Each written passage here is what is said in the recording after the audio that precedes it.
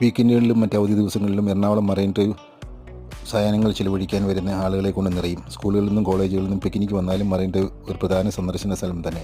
പ്രധാന കാരണം ടൗണിൽ മറ്റ് സ്ഥലങ്ങളിലൊന്നും തന്നെ വെഹിക്കിൾ പാർക്കിംഗ് ഇല്ല എന്നുള്ളതാണ്. കൂടാതെ മഴയില്ലാത്ത ദിവസങ്ങളിൽ കായലരിയിൽ വന്നിരുന്നാൽ സമയം പോകുന്നത് അറിയുകയില്ല. രാവിലെയും വൈകുന്നേരവും പതിവായി നടക്കാൻ വരുന്നവരെയും ക്യൂൻസ് വാക്ക് വേയിൽ കാണാം.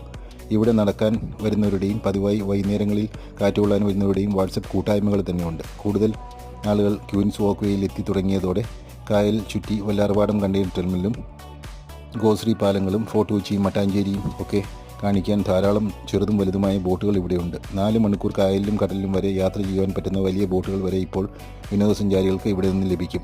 ഡിജെയും ഫുഡും എല്ലാം ഈ വലിയ ബോട്ടുകളിൽ ഒരുക്കിയിട്ടുണ്ട്.